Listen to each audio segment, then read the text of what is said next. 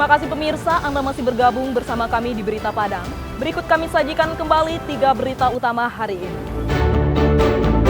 Mencuri bahan bangunan di perumahan yang sedang dibangun, 2 pelaku diringkus polisi. Lama jadi buronan, seorang pengedar sabu-sabu diciduk polisi.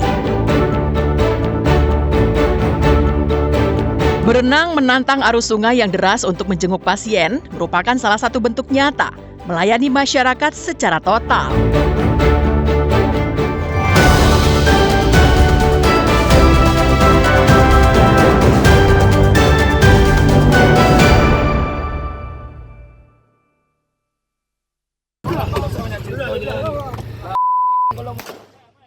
Mencuri material bangunan di kawasan perumahan.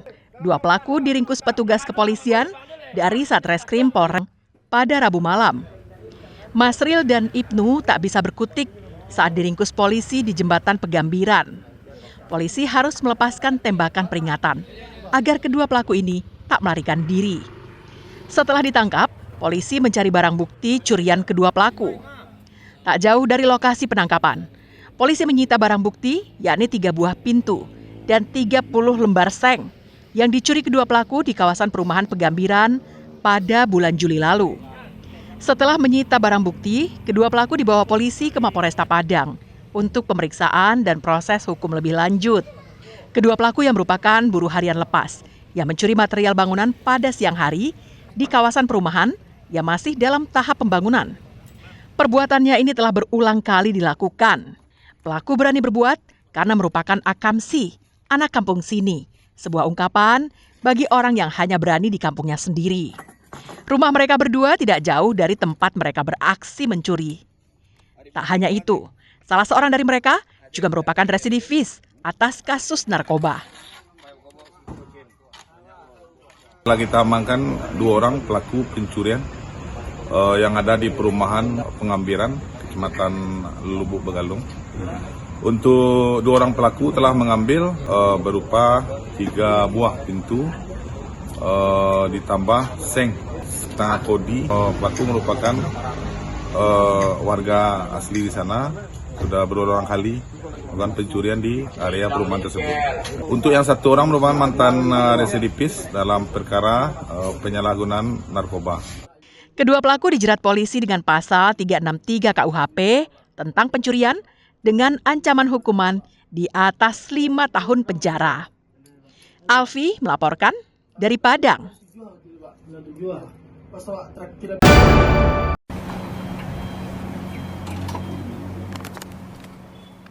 Lama masuk DPO, seorang pengedar sabu-sabu akhirnya berhasil diciduk tim Raja Wali Satres Narkoba Polresta Padang di kawasan Pampangan, Kecamatan Lubuk Begalung pada Rabu siang. Riko Alamsyah alias Koko ditangkap saat tengah asik mengonsumsi sabu-sabu seorang diri. Terkejut dengan kehadiran petugas, pelaku sempat berusaha membuang barang bukti, namun berhasil dicegah polisi. Riko Alamsyah sendiri termasuk dalam target tim Raja Wali Satres Narkoba Polresta Padang. Upaya penangkapannya sempat beberapa kali dilakukan petugas. Namun Riko yang juga residivis ini selalu berhasil meloloskan diri. Namun Rabu siang, Riko tak bisa mengelak. Petugas menyita barang bukti berupa alat untuk mengonsumsi sabu-sabu, serta 2 lembar kantong plastik kecil yang masih berisikan sisa sabu-sabu. Ditangkap akan mengonsumsi narkoba. Tersangka bernama Koko. Juga beberapa kali kita kejar-kejaran, namun berhasil kita amankan. Untuk BB yang berhasil kita amankan, BB sisa pakai di kaca piring serta alat hisap sabu. Masih kita kembangkan. Pengakuan tersangka, sabu-sabu yang dikonsumsinya diperoleh dari temannya yang tinggal tidak jauh dari lokasi penangkapan. Namun ketika disatroni, rekannya telah keburu kabur. Tertangkapnya residivis dalam kasus yang sama menjadi indikator jika pembinaan yang dilakukan lembaga pemasyarakatan tidak berjalan optimal. Alfi melaporkan dari Padang.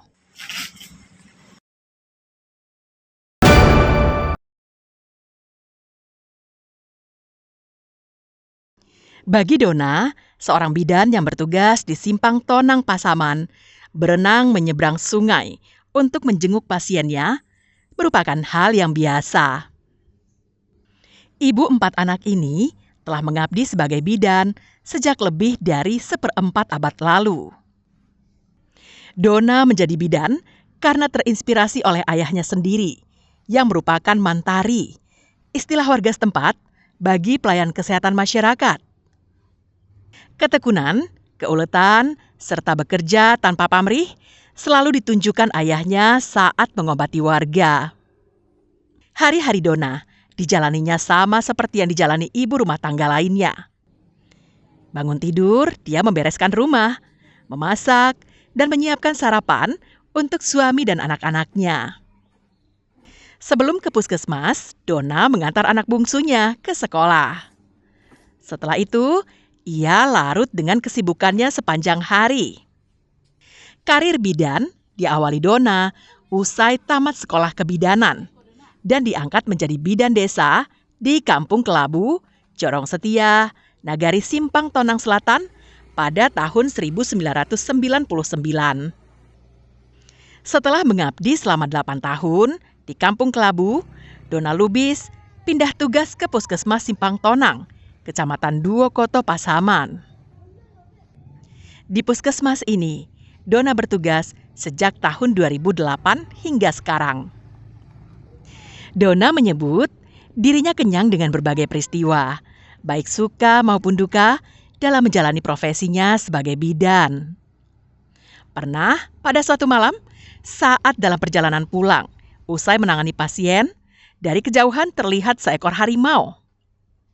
Dalam hati, Dona meminta izin lewat untuk mengobati orang sakit. Entah kebetulan, entah tidak, harimau itu kemudian pergi. Pernah itu waktu malam itu kami pulang dari daerah Batang Kundur, Pak. Di waktu itu saya ketemu sama harimau, Pak. Jadi saya kira waktu itu saya nampak senter, saya kira itu orang gitu, Pak. Jadi pas senternya berhenti, kami berhenti jarak 10 meter lah, Pak. Rupanya harimau, Pak.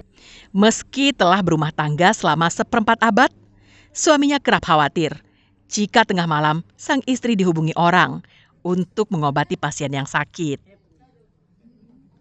Meski demikian, suaminya sangat mendukung pekerjaan sang istri. Kalau suami saya tetap mengizinkan, Pak, tapi kadang-kadang dia merasa keberatan juga, Pak. Saya telepon keluarga pasien itu, Pak, tolong telepon suami saya, bilang nanti saya dijemput dari dalam gitu, Pak. Baru diizinkan sama suami saya, Pak. Di mata teman dan sejawat kerjanya, Dona Lubis adalah bidan yang sangat dihormati oleh rekan-rekan seprofesi di Puskesmas Simpang Tonang. Totalitas Dona dalam bekerja dan melayani pasien tak ada obat dan menjadi inspirasi bagi para juniornya. Kalau keseharian bidan Dona ini, dia sangat menginspirasi bagi saya, Pak. Kadang kadang kan pasien ini nggak ada bayarannya, Pak, tapi Dona nggak apa-apa, nggak dibayarkan. Bidan Dona Lubis adalah contoh seorang perempuan gigih yang memiliki dedikasi yang tinggi dalam pekerjaannya untuk melayani kesehatan masyarakat di Kecamatan Duokoto yang seharusnya menjadi teladan bagi siapapun yang bekerja sebagai pelayan masyarakat. Meski bagi Dona, aksinya menyeberangi sungai merupakan hal yang biasa saja, tapi tak demikian halnya dengan orang lain yang menyaksikannya. Setelah diinformasikan oleh Berita Padang beberapa waktu lalu, totalitasnya dalam pekerjaan menjadi buah bibir bagi warga Indonesia. Tak hanya itu, aksinya menyeberang sungai juga membuka mata masyarakat bahwa masih ada daerah di Sumatera Barat yang sangat minim infrastruktur. Dampaknya, pemerintah pusat menggelontorkan dana puluhan miliar rupiah untuk membangun jalan dan jembatan di sungai yang diseberangi Dona dengan berenang. Fauzan melaporkan dari Pasaman.